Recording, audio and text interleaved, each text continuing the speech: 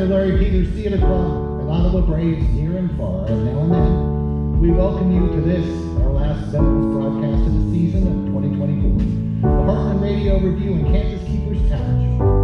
Our live audience is snuggled down in their comfy seats here at the historical Ottawa Memorial Auditorium. Welcome to those joining via broadcast from our longtime partner, KOFO Radio 1220 AM or 103.7 FM on old-time radio dial. Special thanks to our studio audience and Mitchell Costa. His efforts as tallier and auditor that will help us decide this evening's tough choices on which contender will win the grand prize in the emerging talent portion of our show. I'm Chaplain John from OU's Frederickson Center for Faith and Church Vitality, and I am pleased and privileged to serve as your host as we work, play, and pray through our shared time together. Following Heartland Radio tradition, we commence this broadcast with recognition of our shared space and place with a neighborhood sing-along. With lyrics that were written by Dr. Brewster Higley in a poem called My Western Home, and music later added by Ronald E. Kelne, the carpenter, and his friend, it became the anthem of our great state of Kansas in 1947. So house audience, grab those song sheets and join with us in two verses of Home on the Range.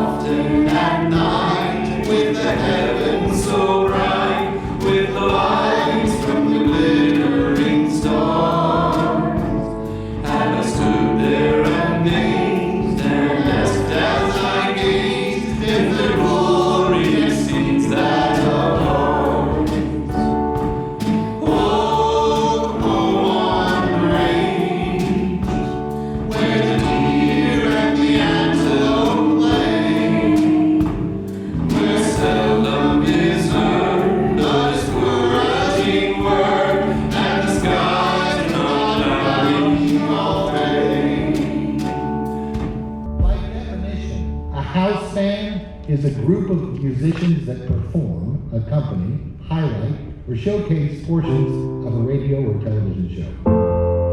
Also, nightclubs or recording studios. We have added some old-time sound effects makers to our house band mix of students, staff, and community partners. And frankly, our house band feels more like a home band now. And so we named this cadre of joyful noisemakers, Meekers, Mavericks, for reasons that will be clear by the end of this broadcast. So without further ado, meet the musical Mavericks. Chrisman on the bass, Cory on the drums, the heavenly voice of Dickinson, our lead soloist, and lead Stadler, filling in on everything and anything else. Our sound crew this afternoon is Dowd, Kelne, and Ryker Harbison. Kenneth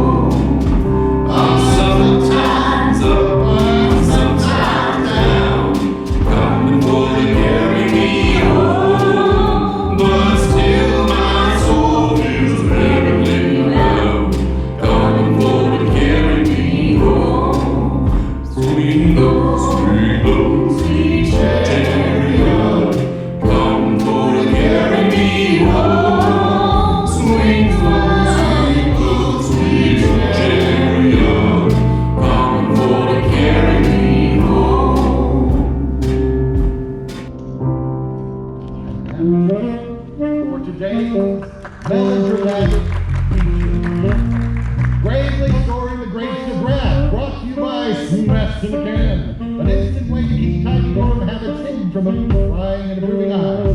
When family comes to calling on campus, best in the can. In family lore keeps the fun after it's faded.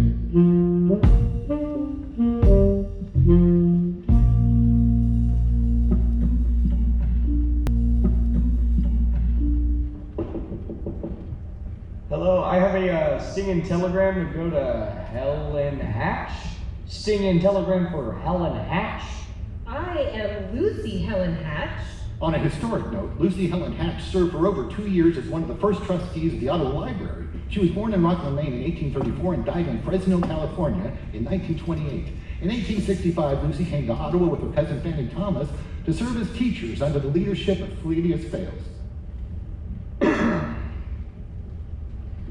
You must pay the rent. There are no more tribal children for you to teach and train. You are a great hussy.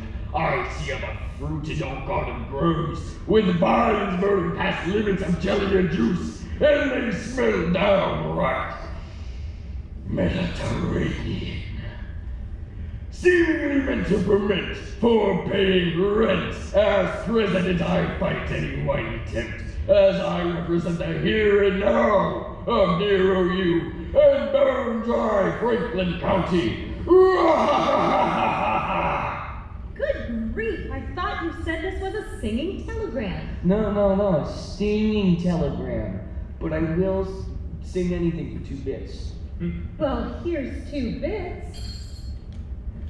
Anything.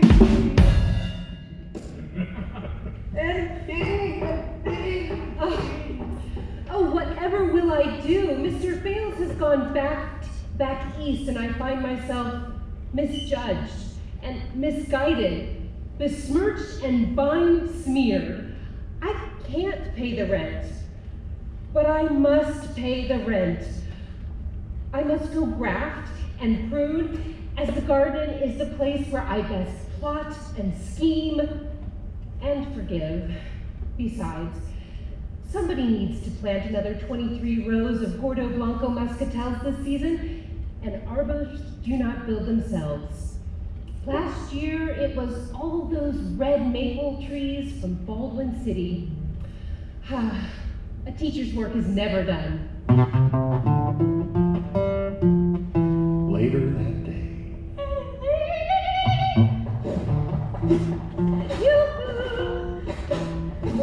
It's my cousin and fellow teachers, awkward ingrates as usual. Such suspect spends of time in a country where humor remains dry. Wine, dry or sweet, merely a figment of future's fermented pigment. How profoundly confusing. Join us, fair cousin. Grapes are not just for raisin spirits. You can dry them to make them into raisins. Miracle confections of confection that daze and surprise and confuse. Nestle them in funeral pies or lace them in your oatmeal hermit cookies as feed for skinny horses when the brome is scarce and pastures are droughted, or even as chocolate chips when they are few and far between. Someday, my hero will assist sun and wind in converting grapes to raisins, faster, bigger, and safer, and more cost efficiently. The result of that will ensure a plump and golden future. Oh, drat, look now. Here comes Edward Coffin Anderson with his old nag. Newsflash. Edward Coffin Anderson was born on Prince Edward Island, Maritime Province, Canada in 1821, the fourth of 13 children. As a grown-up, he was bold and bossy, assumed by most in Ottawa town to be acting president of Ottawa University, and noted by most at the school that whether he was or not, he acted like he was in charge of both the college and the growing town, with bluster and boldness. Don't look now, but here comes Edward Coffin Anderson with his old nag. Slow down, Edward. Bobby, you humbucker, you can't pay the rent. Mountains of great dribble, stuffing cookies, cakes, and the maws of hungry horses.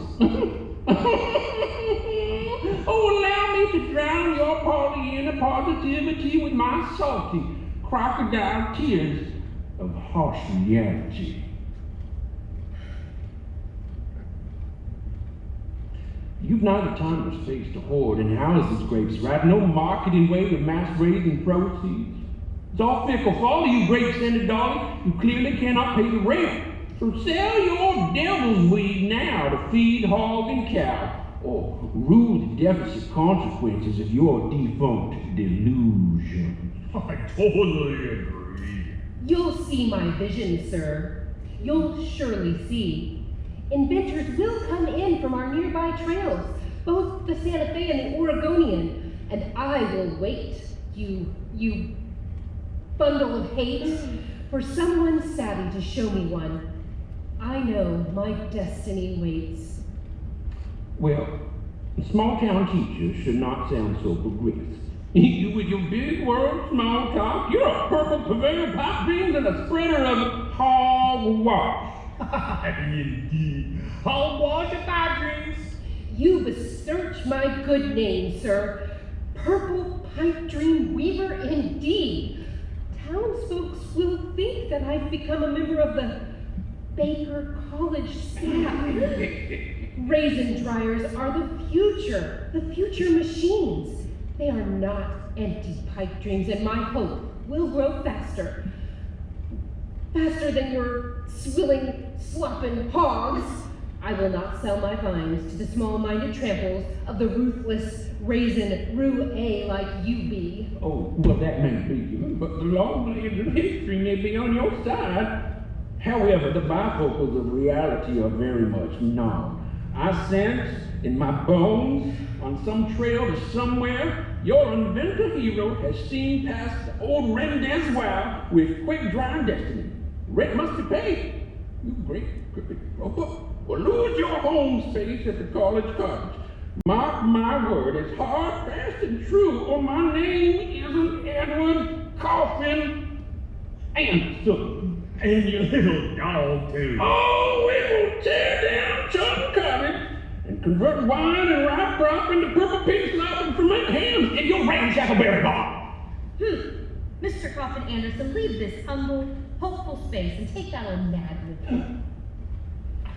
Oh, well, I will indeed take my leave, returning to my large two-story Washington house. And on my way home, I will further inflame the sober-minded citizens of our fast-growing community of teetotalers to bold, scheming, and dreaming, raisin trucks. Where do you think you are, California? Never. Cousin, I fear that Mr. Coffin Anderson is sorely correct. This is indeed not California, and with his persuasive smooth talk and his custom hog pen and two-story steam-heated house, I fear he'll use high status to mock your kind gratis and dash dreams of mass dehydration. In our humble town, in every flung border of the mirror disease, soggy footprint. Again, rather confusing, but I think I see your point. I have no choice. I must hit the trail. I will take my favorite vines, find my fabled inventor, and plant new hedgerows in the world far beyond the reaches of, or the likes or dislikes of Edward Coffin Anderson and his little hogs, too. Where will you go to build your dream? Which trail will be the one you are planning to hit? This is so exciting, and it rather sounds like a cue for a song. California calls, methinks. I hear tell of a place called Central Colony, in a valley known as the San Joaquin, where grapes have yet to find purchase and raisins remain a fantasy ingredient, only the dreams and hopeful imaginings. Goodbye, dear cousin. May you stay safe, bacon-fed, on those little hogs of his, mostly happy and potentially historically dry, here in the safety of our Ottawa town.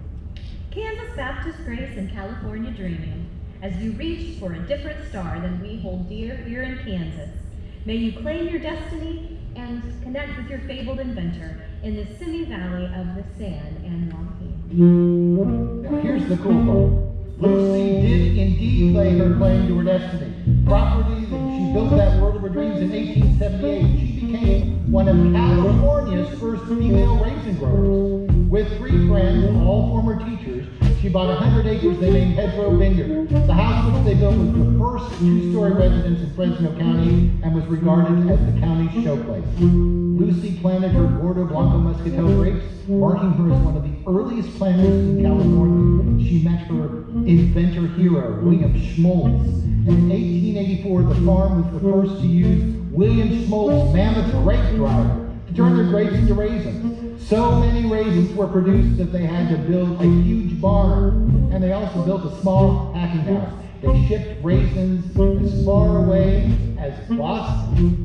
Lucy died at the ripe and wrinkled age of 94, and her obituary said that she pioneered the raisin growing industry of the San Joaquin Valley. She watched Fresno grow from an insignificant village to its present status as the metropolitan center of California. The obituary also noted that the small packing house was converted to a dwelling, the raisin barn was now used for dances and social affairs, and that she would never ever be forgotten. So end today's feature. Affirm to know that Lucy Helen Hatch lived and enjoyed a brave and fulfilled inspirational tenacity. Thanks again to Trish and Keneth, maintaining listeners' library for family lore long after the real funk has ended. The end.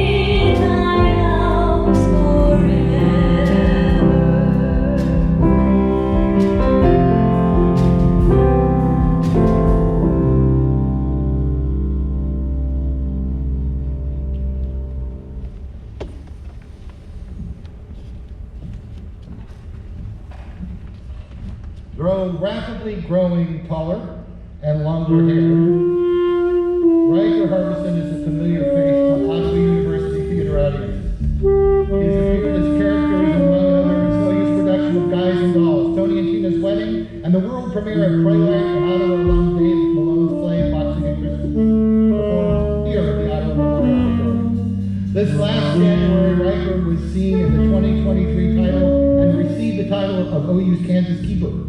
He narrowly beat out his OU stage multi-production peer, Miss Avery Gillespie, by receiving the highest audience voting rankings with his performance of the St. Crispin Day speech from Shakespeare's Henry V.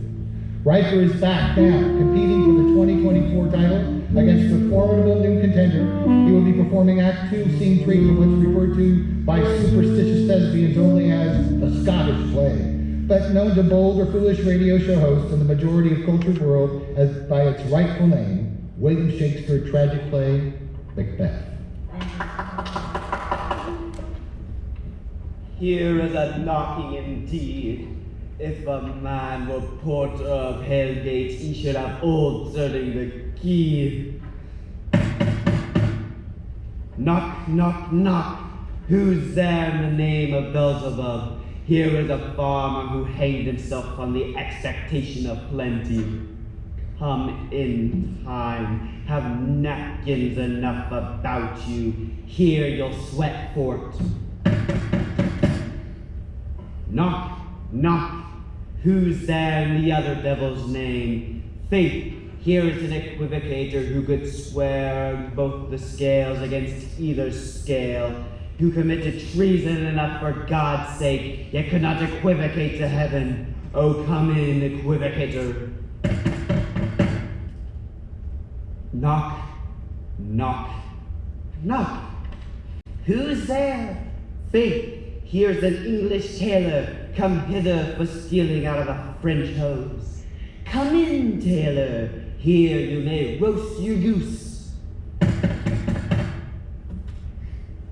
Knock, knock, never act quiet. What are you? But this place is too cold for hell. Our devil portrait no further. I had thought to let in those of all professions that go the primrose way of the everlasting bonfire. Anon, anon, I pray you, remember the porter?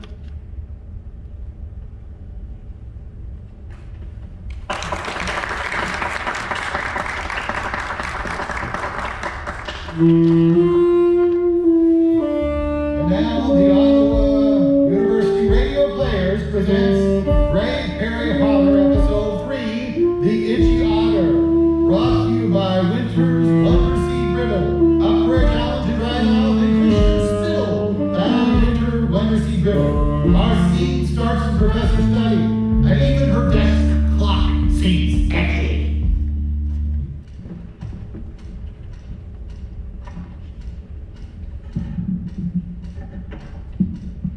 You sent for me, Professor.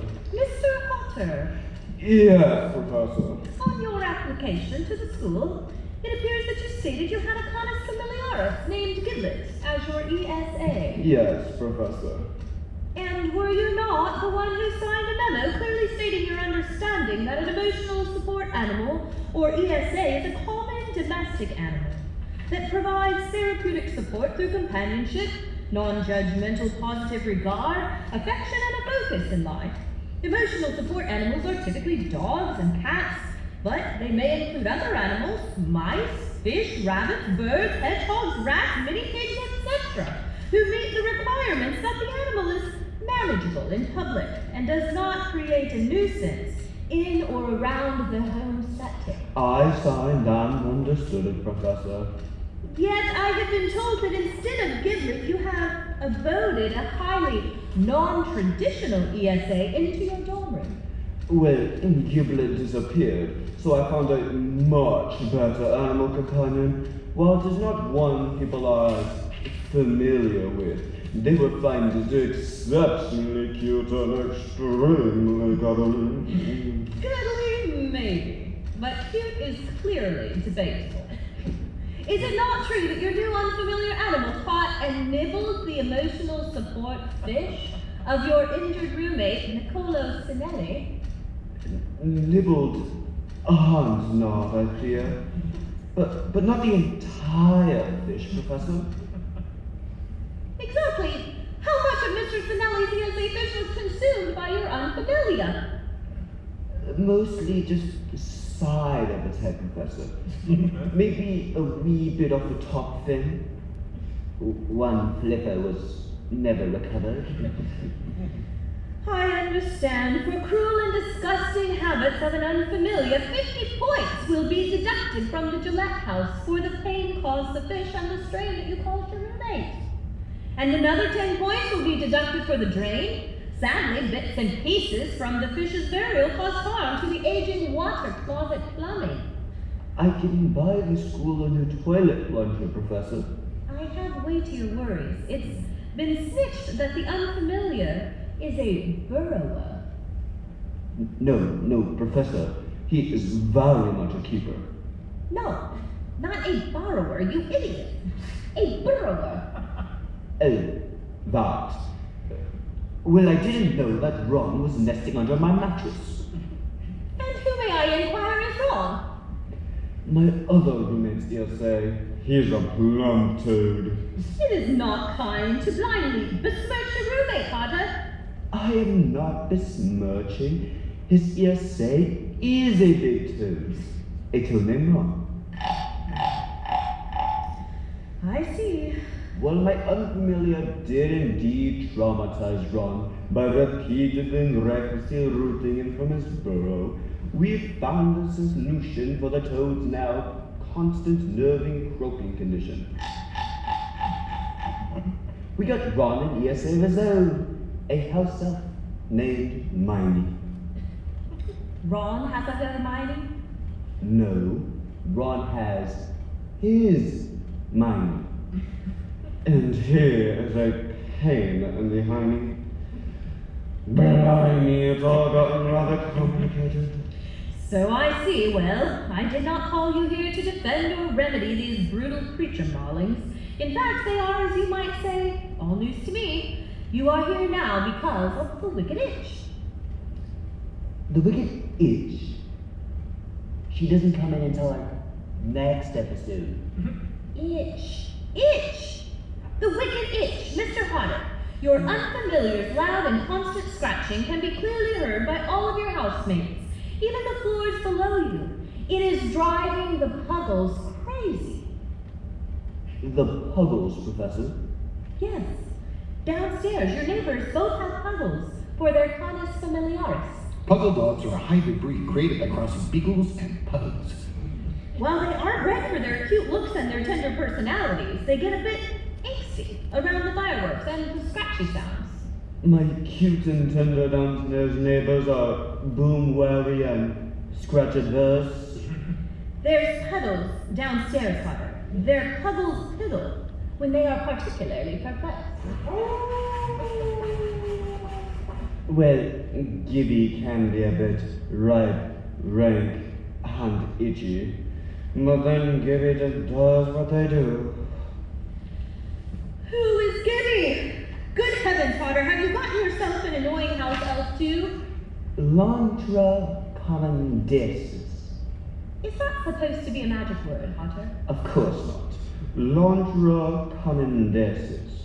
Gibby is a river otter, and they do what they got to do. The North American river otters build dens and burrows of other mammals in natural hollows such as under a log or riverbanks. Dens have underwater entrances, a tunnel leading the nest chamber, and it's lined with leaves, grass, moss, bark, and hair. Exactly what does this Gibby look like, Otter? Well, river otters are little weird. Ron or Jenny? Both. Oh dear. An itchy Weasley river otter, ESA.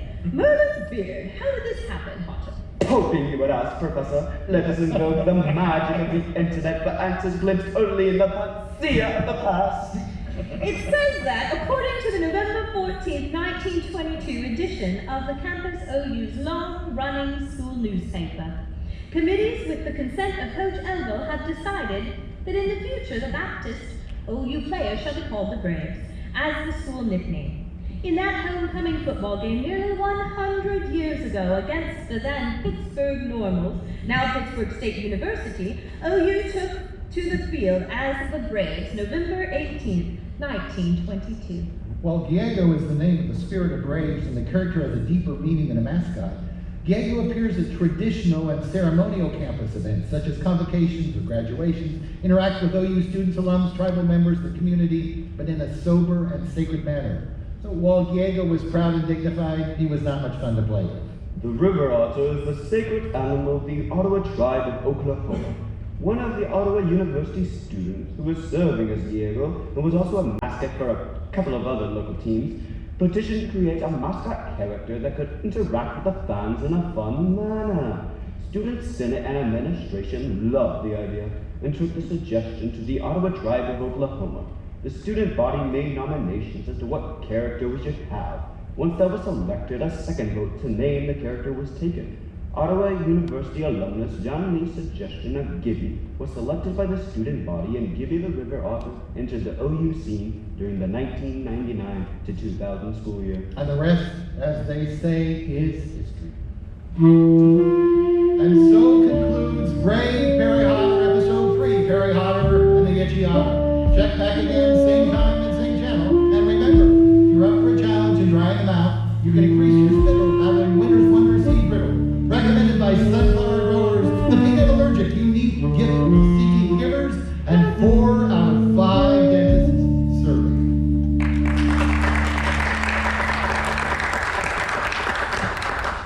Although techniques were well known in ancient India and China, ventriloquism got its start as a religious practice among the ancient Greeks and Romans. The name, in fact, comes from the Latin words for to speak from the stomach. The Greek phrase for a ventriloquist was gastromancer, and the first known royal ventriloquist was Louis Brabant, valet to French King Francis I, in the 16th century. Henry King, called the King's Whisperer, had the same function for English monarch Charles I in the first half of the 17th century. Now, the term Muppet was invented by Jim Henson to describe his unique puppet act. It's sometimes claimed and sometimes refuted that the term was a combination of the words for marionette and puppet. Henson used the Muppet name to define characters in his productions and to distinguish his creations and give them seemingly real lives. So, who really rules whom? Or is it a witch? Who's the true power behind the throne? Keep your ballots handy, house audience. Talent contender Habit Kaiser has a musical question to ask.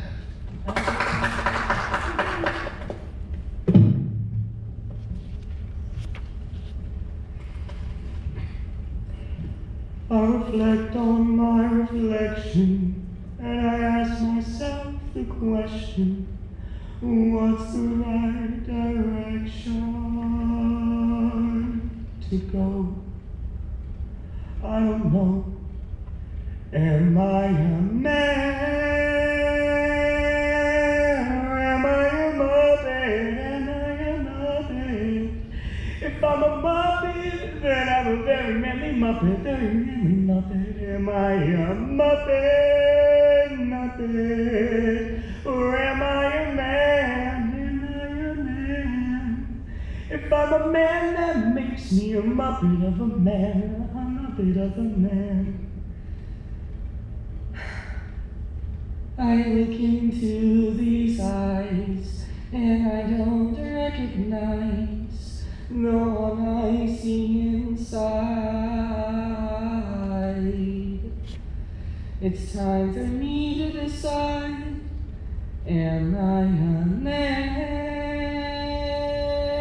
or am I a Muppet, am I a Muppet?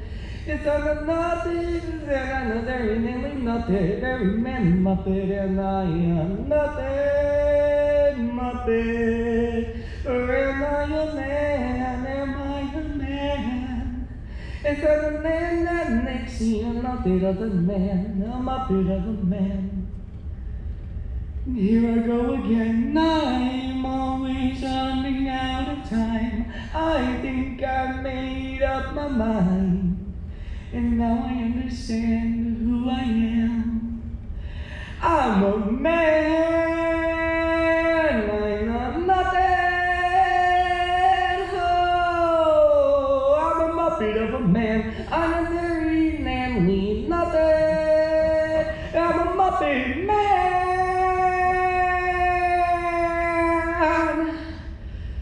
That's what I am.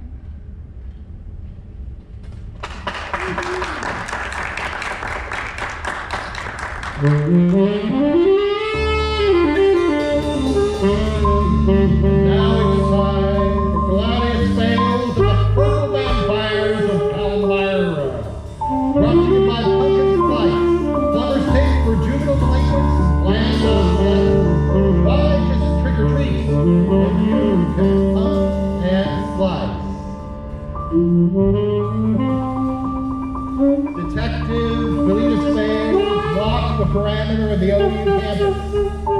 clogging footsteps from military time as they crunch through the drifting piles of drunk ride auto leaves. He banked left towards the front doors of the Sunday breakfast shack. There's another fog, thick night.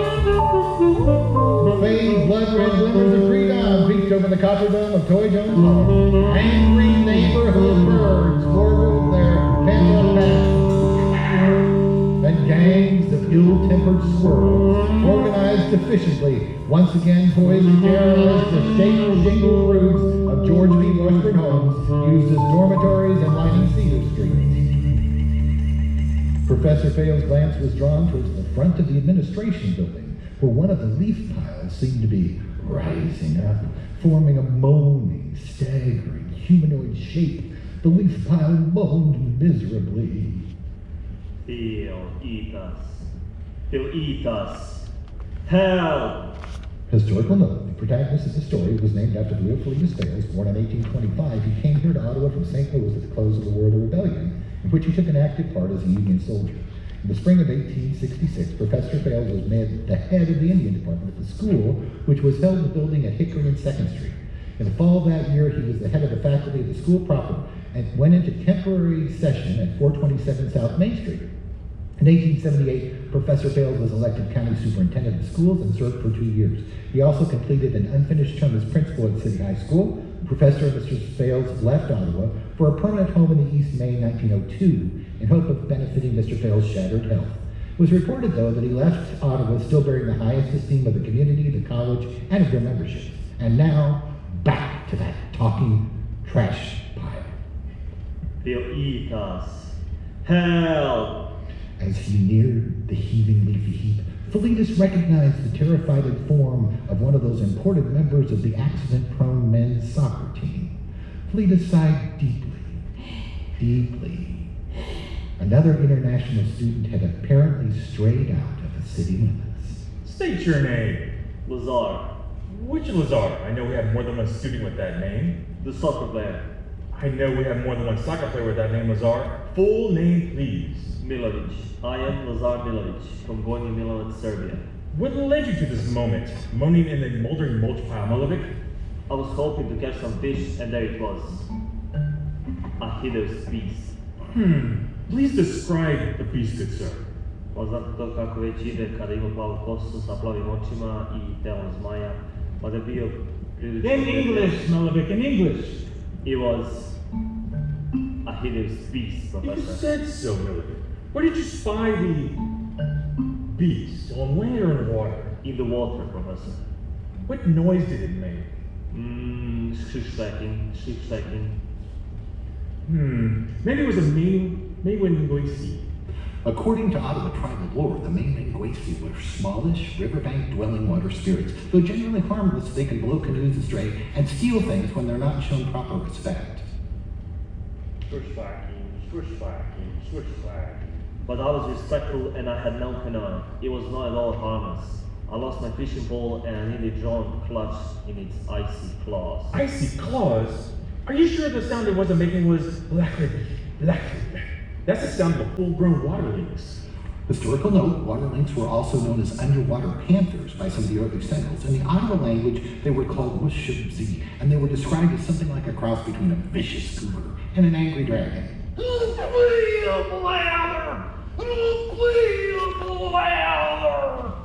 Well, it might have been pointy teeth, not icy claws. It was hard to tell with all the coils. Mutably. Excuse me, sir? Mutably. The sound of the angry mushing bee. The serpent of the Ottawans say lurk in the lake and eat humans. Mutably.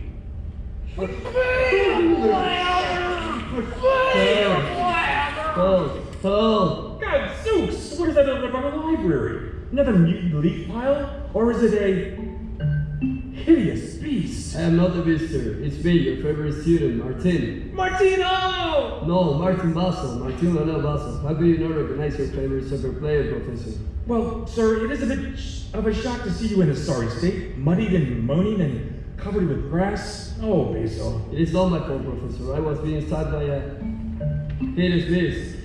Please, good sir, Beso, describe the beast, good sir. Tenía la pera grande, un agujerito en la pera. Le faltaba un diente y tenía el pelo largo. Yo ya no sabía qué hacer. In English, describe the beast in English. It was a hideous beast, Professor. You say so, Beso, but surely there's more. Where did you spy this hideous beast? On land or in water? On the land, Professor. What noise did it make? Ah, Bagojini, the little forest people. But in most Ottoman stories, they are normally portrayed as mischievous but good-natured creatures. Well, after that, he went, ha, ha, ha, ha, and he went, Oh dear, that's much worse than I feared. We call those vampires, but I would call them Wingos. You see, people who commit sins, especially like selfishness, gluttony, cannibalism, are turned into Wingos as punishment. They are always hungry, and around these parts, they are usually attracted to the color purple dog purple, and anything that smells like Methodist. There's a large nest of them near Baldwin in an abandoned town called Palmyra. Historical note, Palmyra, Kansas Territory was a small town settled on 320 acres in Douglas County, South Florence. It served primarily as a service station to settlers traveling west on the Santa Fe Trail. In 1858, the town purchased land in the south and donated it to establish Meeker University and the city of Baldwin. Both of them have survived to the present day, but some say such survival comes at a heavy, heavy, heavy cost. Quiet,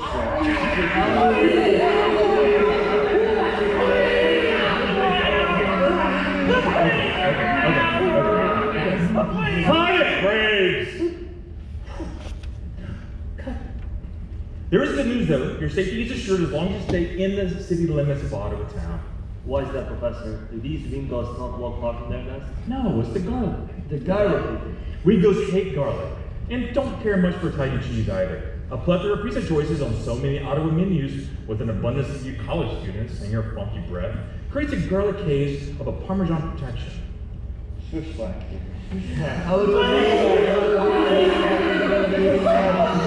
Don't worry, Braves. You'll be safe by the smell.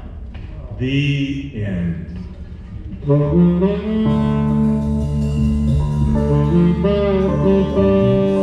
ends another punny adventure of Low Sweet Detective and all-around wine style.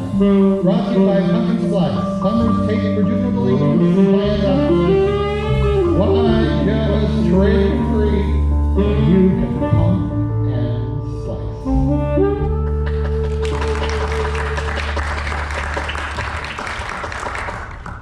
First Thessalonians 5:12 through 22. Now we ask you, brothers and sisters, to acknowledge those who work hard among you, who care for you in the Lord and admonish you. We hold them to the highest regard and love because of their work. Live in peace with each other, and we urge you, brothers and sisters, warn those who are idle and disruptive, encourage the disheartened. Help the weak, be patient with everyone. Make sure that nobody pays back wrong for wrong, but always strive to do what is good with each other and everyone else. Rejoice always, pray continuously, give thanks in all circumstances, for this is God's will for you in Jesus Christ.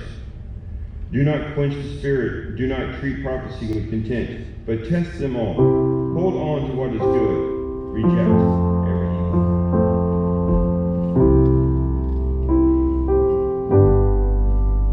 Jotham, the ancient king of Judah, began ruling when he was 25, and he reigned for 16 years, from 750 to 735 BC. His namesake, Jotham Meeker, was born in Hamilton County, Ottawa, November 8th, 1804, into practical and the real things of the land. He believed that truth could be proved and documented. Young Meeker received little formal education, but was trained as a printer in Cincinnati for 7 years.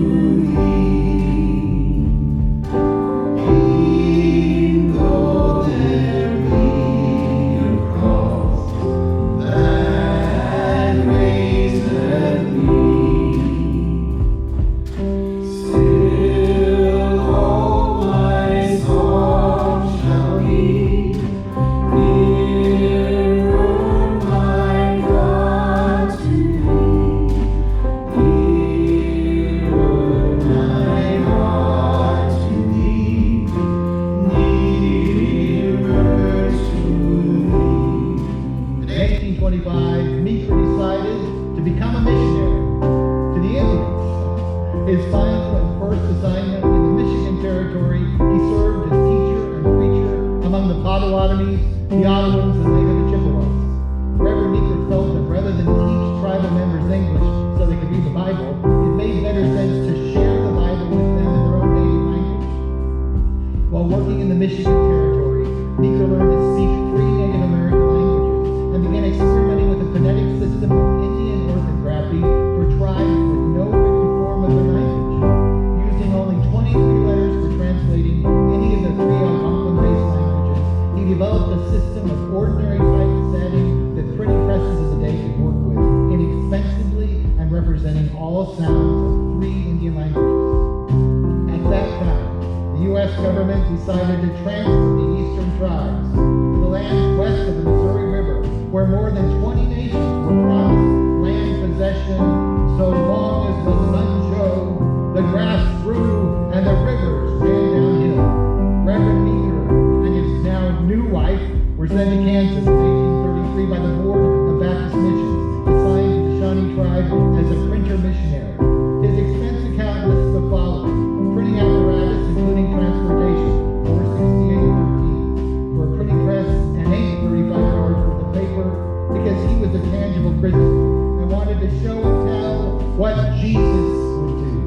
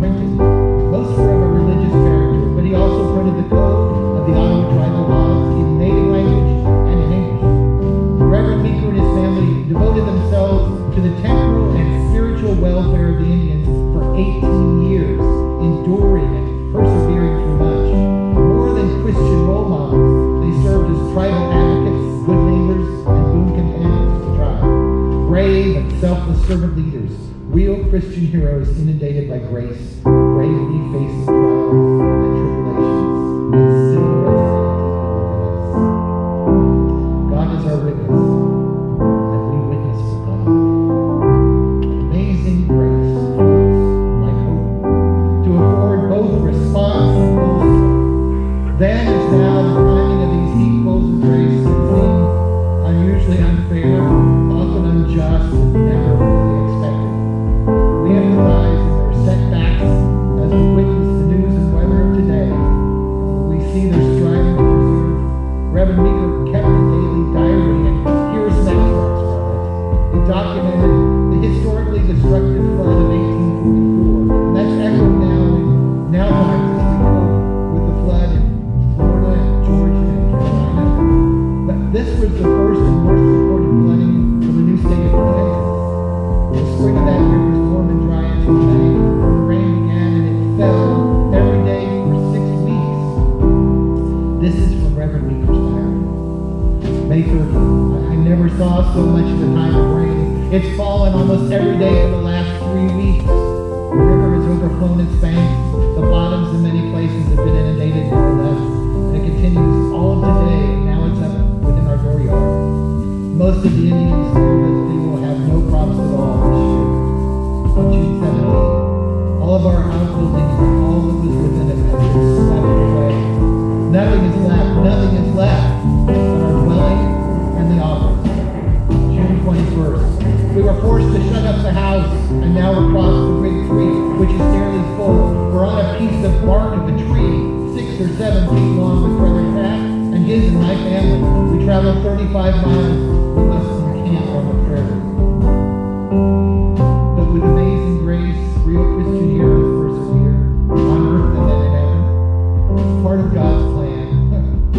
In-house audience, to bolster the now and honor the then, please join us in singing 3 verses of Amazing Grace as much as you can remember. Amazing grace, how sweet the sound that saved a wretch like me. I once was lost, but now am found. Was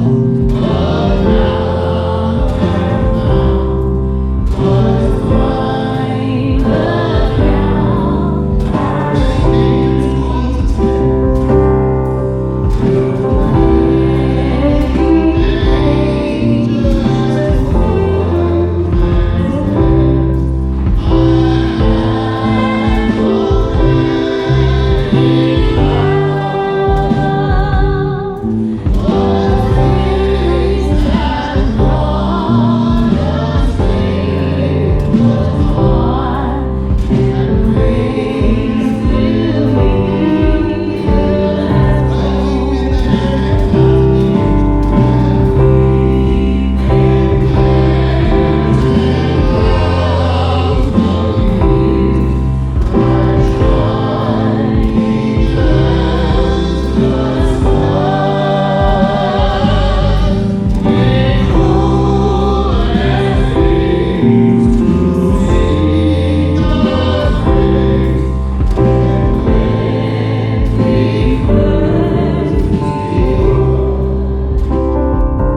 Brother Meeker's influence among the Indians can be seen in his obituary notes. From Missionary Magazine, his probity and his interested concern won the most confiding affection of the native group. They looked up to him as father and consulted him on all national concerns, and so single was their trust in him that they would not receive their money from the government till he had first found it. Jonathan Meeker's influence is an illustration of the Ottawa spirit speaks to both the past and future truths, the blended community, both champion and treasure, the place and space where folks come together to work, play, and pray, to bear fruit, to witness in the here and now, questing for new needs, partners on trails towards amazing grace, and boundless gratitude.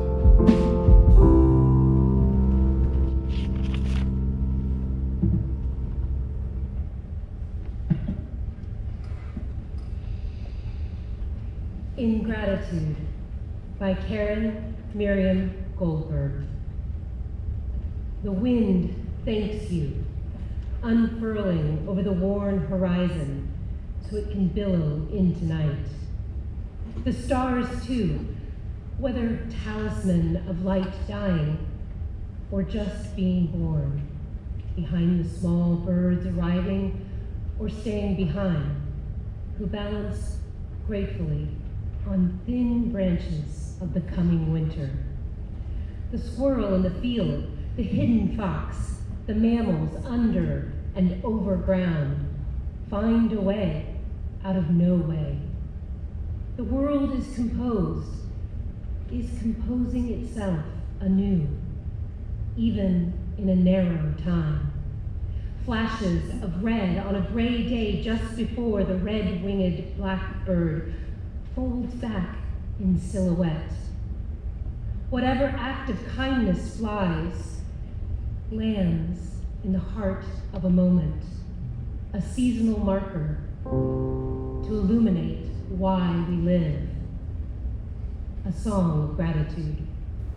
Now come is my departing time, and here I may no longer stay. There is